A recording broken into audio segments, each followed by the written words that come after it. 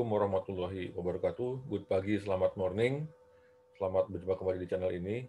Kali ini kita akan membahas tentang pengujian hipotesis untuk dua parameter, yaitu dua proporsi, dua rata-rata, dan dua ragam.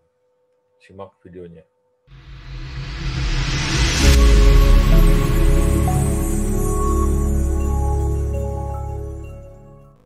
Ini adalah video seri pengantar statistika dengan topik kali ini pengujian hipotesis untuk dua proporsi, dua rata-rata, dan dua ragam. Pengujian dua parameter biasanya disebut dengan istilah beda, ya, sehingga pengujian dua proporsi disebut juga dengan beda dua proporsi. Baik, ini langkah-langkahnya. Yang pertama hipotesis, H0-nya adalah proporsi populasi 1 sama dengan proporsi populasi 2. Dan H1-nya adalah proporsi populasi 1 itu lebih kecil atau lebih besar atau tidak sama dengan proporsi populasi kedua.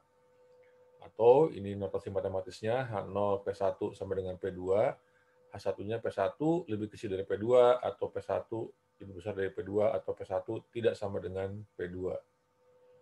Kemudian statistik hitungnya, kita gunakan Z hitung sama dengan P1 topi kurang P2 topi dibagi dengan akar P duga atau P topi kali Q duga dikalikan dengan 1 per N1 plus 1 per N2. Di mana N, I adalah jumlah contoh ke I. Sedangkan P topi I adalah proporsi keberhasilan dalam contoh ke I. Dengan rumusnya adalah X I per NI, di mana X itu adalah jumlah keberhasilan dalam contoh. Kemudian P duga itu adalah jumlah keberhasilan pada contoh pertama ditambah jumlah keberhasilan pada contoh kedua dibagi dengan jumlah contoh 1 dan jumlah contoh kedua. Dan Q topi itu sama dengan 1 minus P topi. Kemudian kaidah pengambilan keputusannya, jika Z hitung berada di daerah penolakan, maka tolak H0. Sedangkan jika Z hitung berada di daerah penerimaan, maka terima H0. Kesimpulannya, jika kita putuskan untuk terima H0, maka ini adalah kesimpulannya belum cukup bukti untuk menyatakan bahwa H1 benar. Kemudian jika kita putuskan tolak H0, maka ini kesimpulannya pernyataan atau klaim yang menyatakan bahwa H1 adalah benar atau terbukti. Baik, terdapat satu, seorang pimpinan Universitas A menyatakan bahwa proporsi lulusannya yang menjadi senior manager di perusahaan swasta itu lebih banyak dari lulusan Universitas B. Diketahui dari 2.000 orang lulusan Universitas A, terdapat 200 orang yang menjadi senior manager.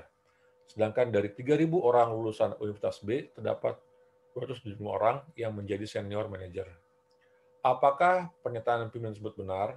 Ujilah dengan taraf nyata sama dengan 4%. Baik, misalkan 1 itu adalah Universitas A dan 2 itu adalah Universitas B. Nah, diketahui X1 sama dengan 200, ini ya. Kemudian N1-nya adalah 2000, kemudian X2 275 dan N2-nya adalah 3000 dengan alfa sama dengan 4%.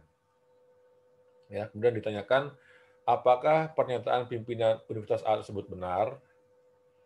Baik ya, kita jawab. Yang pertama hipotesisnya, H0 adalah proporsi orang yang lulus dan menjadi senior manager dari Universitas A sama dengan proporsi orang yang lulus dan menjadi senior manager dari Universitas B.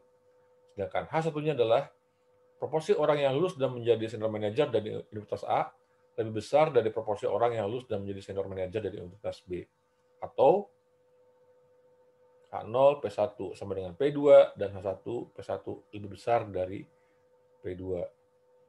Ini adalah statistik hitungnya, kita gunakan pertama P duga dulu ya, P duga sama dengan ini rumusnya kita masukkan dapat 0,095. Kemudian Q duga sama dengan 1 minus P duga, berarti sama dengan 0,905. Kemudian untuk P1 duga sama dengan X1 per N1 sama dengan 0,1 dan P2 duga sama dengan X2 per N2 sama dengan 0,092. Kita masukkan ke rumus Z hitung tadi, ya, kita masukkan semua, ini P1-nya, P2 dugaan, kemudian akar P duga Q duga, kita masukkan, kita dapatkan Z hitung sama dengan 0,94 Kemudian kaidah pengambilan keputusannya, kita lihat ya. Z tabel untuk alfa sama dengan 0,04 itu sama dengan 1,7507.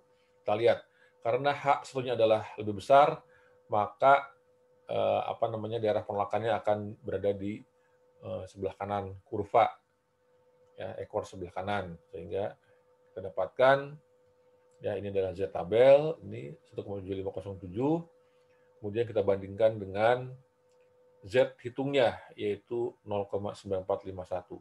Kita lihat bahwa Z hitung itu berada di daerah penerimaan, ya, sehingga kita putuskan terima H0. Nah, kemudian kesimpulannya, belum cukup bukti untuk menyatakan bahwa proporsi yang lulus dan menjadi senior manager dari Universitas A lebih besar dari proporsi yang lulus dan menjadi senior manager dari Universitas B. Sehingga pernyataan pimpinan Universitas A tersebut tidak benar. Sekarang berikutnya ya, beda dua rata-rata. Nah, untuk yang ini hipotesisnya adalah H0 rata-rata populasi 1 sama dengan rata-rata populasi 2. H1-nya rata-rata populasi 1 lebih kecil atau lebih besar atau tidak sama dengan rata-rata populasi 2. Atau H0 μ1 sama dengan μ2, H1-nya μ1 lebih kecil dari μ2 atau H1 lebih besar dari μ2 atau H1 tidak sama dengan μ2. Nah, kemudian untuk statistik hitungnya, ini ada 3 ya. Nah, kalau ragam 1 dan ragam 2 diketahui, ya, kita gunakan rumusnya. Kemudian berikutnya adalah kalau ragam 1 sama dengan ragam 2, tapi tidak diketahui. Yang ketiga, ragam 1 tidak sama dengan ragam 2 dan tidak diketahui berapa nilainya. Nah, ini rumusnya. Kalau ragam 1 dan ragam 2 diketahui, maka kita menggunakan Z hitung sebagai statistik hitung. Ini rumusnya, X1 bar minus X2 bar dibagi akar sigma 1 kuadrat per N1 plus sigma 2 kuadrat per N2. Di mana XI bar itu adalah rata-rata contoh ke I, NI adalah jumlah contoh ke I, dan sigma I kuadrat merupakan ragam populasi ke I. Ya, nah berikutnya, jika ragamnya sama tapi tidak diketahui, kita gunakan T hitung sebagai statistik hitung. Nah, rumusnya ini X1 bar minus X2 bar kurang SP akar 1 per N1 plus 1 per N2. Di mana SP itu adalah ragam gabungan ya, S-pooled. Ragam gabungan, ini rumusnya. SP ini kan di sini ya, sama dengan akar dari N1 min 1 kali S1 kuadrat plus N2 min 1 kali S2 kuadrat dibagi dengan S1 plus N2 dibagi 2. Ya, di mana XI bar sama dengan rata-rata contoh ke I, kemudian NI adalah jumlah contoh ke I, SI kuadrat sama dengan ragam contoh ke I. Nah, karena ini T hitung, ya, ini sebaran T, ini mempunyai degree of freedom atau DB ya, atau derajat bebas atau V, di mana DF sama dengan V sama dengan jumlah contoh yang pertama tambah jumlah contoh yang kedua dikurangi dengan 2. Ini DF-nya. Baik, berikutnya adalah jika ragam 1 tidak sama dengan ragam 2 dan tidak diketahui, maka akan kita gunakan statistik hitungnya menggunakan T hitung. Ya, ini rumusnya X1 bar minus X2 bar dibagi dengan akar S1 kuadrat per N1 plus S2 kuadrat per N2. Ya, dengan degree of freedom atau V-nya, nah ini yang agak panjang ya rumusnya. V-nya sama dengan S1 kuadrat per N1 tambah S2 kuadrat per N2, ya, dalam kurung dikuadratkan dibagi dengan S1 kuadrat per N1 dikuadratkan dibagi N1 min 1 ditambah dengan S2 kuadrat per N2 dikuadratkan dibagi N2 min 1, di mana X I bar itu adalah rata-rata contoh ke I, kemudian NI adalah jumlah contoh ke I, dan SI kuadrat adalah ragam contoh ke I. Baik ya, kemudian kaidah pengambilan keputusannya, jika Z hitung atau T hitung berada di daerah penolakan, maka tolak H0. Sedangkan jika Z hitung atau T hitung berada di daerah penerimaan, maka terima H0. Kesimpulannya, seperti biasa, jika kita putuskan untuk terima H0, maka ini kesimpulannya. Belum cukup bukti untuk menyatakan bahwa H1 benar. Sedangkan jika kita putuskan tolak H0, maka ini kesimpulannya. Pernyataan atau klaim yang menyatakan bahwa H1 adalah benar atau terbukti. Baik ya, ini teladannya. Seorang pimpinan daerah A menyatakan bahwa rata-rata pendapatan per bulan masyarakat di daerahnya lebih besar dibandingkan dengan daerah B. Dari contoh acak 16 kepala keluarga daerah A didapatkan rata-ratanya adalah 3 juta rupiah per bulan dengan simpangan baku 0,1 juta rupiah per bulan. Sedangkan dari contoh acak 25 kepala keluarga daerah B didapatkan rata-ratanya adalah 2,9 juta rupiah per bulan dengan simpangan baku 0,2 juta rupiah per bulan. Apakah pernyataan pimpinan daerah A tersebut benar? Ujilah dengan taraf nyata 97%. Asumsikan bahwa data A dan B menyebar normal dengan ragam populasi yang sama. Nah, ini kata kuncinya, ya, ragam populasi yang sama. Nah, berarti ini termasuk ragam 1 sama dengan ragam 2, tapi tidak diketahui berapa nilainya. Ya, berarti kita menggunakan rumus yang ini. Baik, misalkan 1 adalah daerah A dan 2 itu adalah daerah B ya. Diketahui, kita lihat di sini X1 bar sama dengan 3 juta rupiah per bulan, ini ya. Kemudian N1-nya 16 ini ya, X2 bar sama dengan 2,9 juta rupiah per bulan yang ini ya, dengan N2-nya sama dengan 25 ya. Kemudian S1-nya adalah 0,1 juta rupiah per bulan ini. Ya, kemudian S2-nya adalah 0,2 juta rupiah per bulan. Alfanya itu adalah 0,07. Ya, berarti ini ujinya satu arah ya, karena kita akan menguji apakah sama atau lebih besar. Ya. Baik, ditanyakan adalah apakah pernyataan pimpinan daerah A tersebut benar? Ya, jawab. Baik, yang pertama hipotesis. Ya, H0-nya, rata-rata pendapatan warga daerah A sama dengan rata-rata pendapatan warga daerah B. Sedangkan H1-nya, rata-rata pendapatan warga daerah A lebih besar daripada rata-rata pendapatan warga daerah. Atau H0-nya mu1 sama dengan mu2 dan H1-nya mu1 lebih besar daripada mu2. Kemudian kita gunakan statistik hitung T hitung ya. Ini X1 bar minus X2 bar per SP akar 1/N1 plus 1/N2. Ya, kita masukkan ini angka-angkanya ya, kemudian ini SP-nya ya, kita hitung dari sini ya, 1 dan seterusnya, kita masukkan angkanya ke sini, kita dapatkan ini SP-nya. Baik ya, kita dapatkan SP-nya 417.870,057. Kita masukkan ke rumus yang atas ini, SP di sini ya. Sehingga kita dapatkan T hitungnya itu adalah 0,7475. Kemudian berikutnya kaidah pengambilan keputusan ya, T tabelnya untuk alfa sama dengan 0,07 dan V-nya adalah N1 plus N2 kurang 2 ya, sehingga sama dengan 39. Nah, ini kita dapatkan T-nya itu adalah 1,5065. Ini bisa dicari menggunakan tabel atau menggunakan aplikasi atau menggunakan aplikasi Android atau menggunakan Excel ya. Ada di video sebelumnya, silakan Anda lihat. Nah, kita lihat ya, karena H1 menguji lebih besar, maka ini adalah pengujiannya di ekor sebelah kanan ya dari kurva. Ini daerah penolakan, yang kuning ini adalah penerimaan yang putih ini. Kita dapatkan T tabelnya ini adalah 1,5065 di sini. Ya, kita bandingkan dengan T hitung kita tadi ya, T hitungnya adalah 0,7475, ini letaknya sebelah kiri, berarti dia di daerah penerimaan, sehingga kita putuskan terima H0 karena T hitung berada di daerah penerimaan. Kesimpulannya adalah belum cukup bukti untuk menyatakan bahwa rata-rata pendapatan per bulan warga daerah A lebih besar daripada rata-rata pendapatan per bulan warga daerah B, sehingga pernyataan pimpinan daerah tersebut tidak benar. Ya, berikutnya teladan 3. Seorang manajer pemesanan mobil mengklaim bahwa rata-rata nilai penjualan yang dicapai oleh asisten manajer A sama dengan asisten manajer B. Dari contoh acak 36 penjualan yang dilakukan oleh asisten manajer A, didapatkan rata-ratanya adalah 2 juta rupiah. Sedangkan dari contoh acak 36 penjualan yang dilakukan oleh asisten B, didapatkan rata-ratanya adalah 220 juta rupiah. Apakah pernyataan manajer tersebut benar? Ujilah dengan taraf nyata sama dengan 6%. Diketahui dari data penjualan sebelumnya, ya ini selama 2 orang asisten tersebut bekerja, diketahui bahwa nilai simpangan baku penjualan asmen A sama dengan 4 juta rupiah dan asmen B sama dengan 6 juta rupiah. Nah, ini kita lihat, nah ini kata kuncinya, berarti simpangan baku populasinya diketahui. Berarti ragamnya diketahui, ya. Ragam 1 dan ragam 2 diketahui. Sehingga kita gunakan rumus yang pertama ya untuk ragam yang diketahui. Misalkan 1 itu adalah Asset Manager A dan 2 adalah kode untuk Asset Manager B.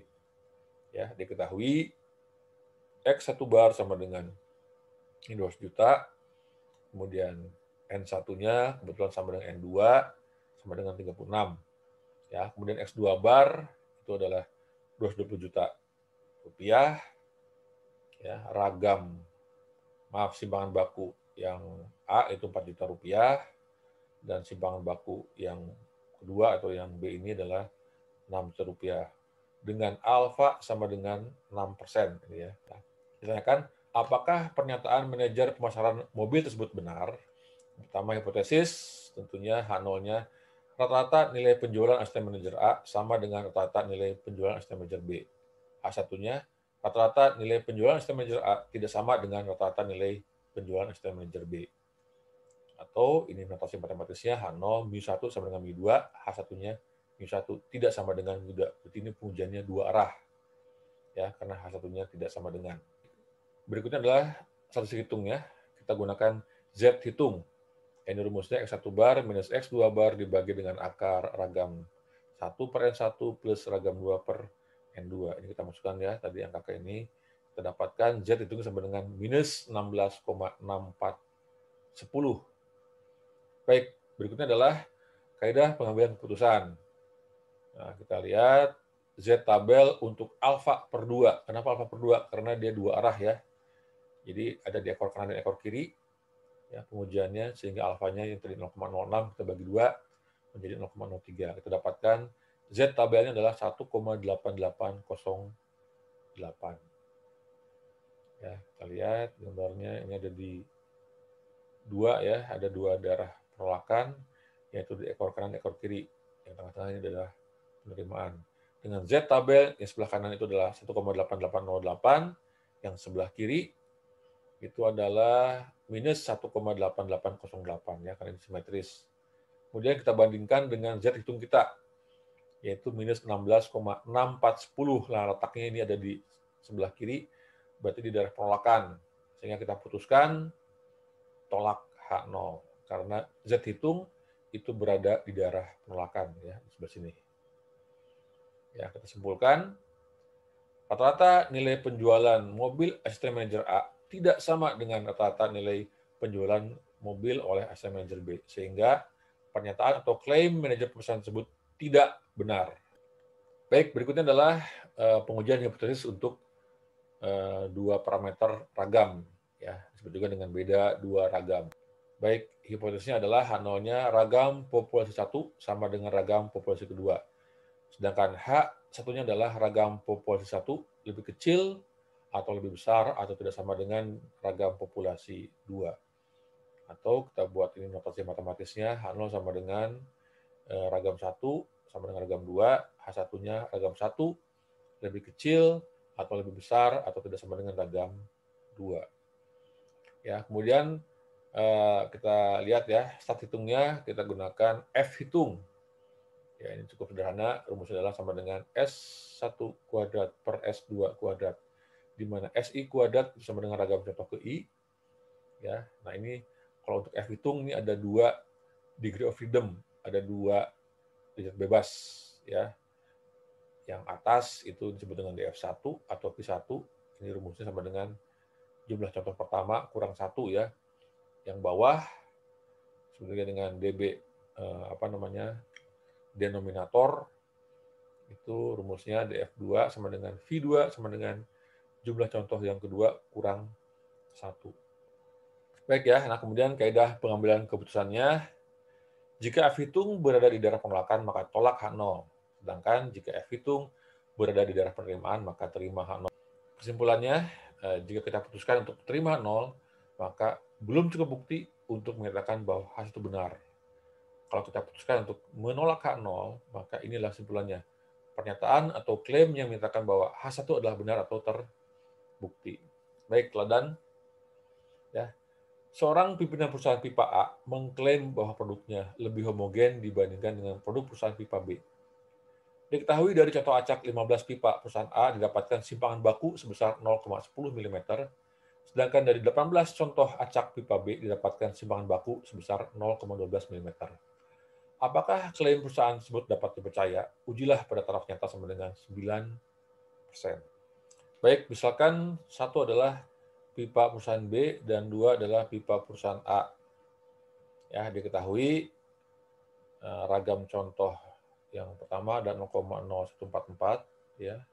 Yang ini 0,12 kuadrat. Sedangkan ragam yang kedua adalah 0,10 dikuadratkan jadi 0,01. Dengan N1 sama dengan 18, N2-nya 15, kemudian alfa sama dengan 0,09. Nah, ini kita ada DF ya, atau degree of freedom atau derajat bebas. Untuk yang pertama itu ini tadi 18 min 1 itu 17 ya. Untuk yang DF2 sama dengan 15 min 1 sama dengan 14. Nah, kita lihat ini kenapa dibalik nih. Karena biasanya untuk pengujian ragam ini biasanya itu H1-nya lebih besar. Ya, diusahakan H1-nya lebih besar untuk memudahkan penghitungan. Ya, nah kemudian ditanyakan apakah klaim perusahaan tersebut dapat dipercaya. Baik. Nah, jawab hipotesis ragam pipa perusahaan B sama dengan ragam pipa perusahaan A. H1-nya ragam pipa perusahaan B lebih besar dari ragam pipa perusahaan A. Ini sama aja. Berarti ini sama dengan ragam pipa perusahaan A lebih kecil dari ragam pipa perusahaan B. Ya. Nah, kemudian ininya notasi matematisnya H0 ragam 1 sama dengan ragam 2, H1 ragam 1 lebih besar daripada ragam 2. Ya, kita gunakan statis hitungnya adalah F hitung S1 kuadrat per S2 kuadrat. Kita masukkan ini angkanya, kita dapatkan F hitung sama dengan 1,44. Kemudian DF1 sama dengan V1 sama dengan 17, ya DF2-nya sama dengan V2 sama dengan 14. Ya, kemudian kaidah pengambilan keputusannya, kita lihat F tabel dengan alfa sama dengan 0,09, kemudian V1-nya 17 dan V2-nya 14. Ini adalah pengujian di ekor sebelah kanan ya, karena kita menguji yang lebih besar ya tadi satunya, sehingga di sebelah kanan. Baik, ini penggambaran grafiknya. Ya, ini daerah penolakan, yang putih daerah penerimaan. Ya, F tabelnya di sini 2,0530. Ya, kita bandingkan dengan F hitung tadi 1,44. Nah, F hitungnya karena ada di sebelah kiri ya, karena ada di daerah penerimaan, maka terima A0. Sehingga kita simpulkan belum cukup bukti untuk menyatakan bahwa ragam pipa perusahaan B lebih besar dari ragam pipa perusahaan A. Ya, berarti ragam pipa perusahaan A lebih kecil dari ragam pipa perusahaan B itu belum cukup bukti. Ya, sehingga klaim perusahaan A tersebut yang menyatakan bahwa ragam pipa yang diproduksinya lebih homogen daripada perusahaan B tidak dapat dipercaya. Demikian video kita kali ini.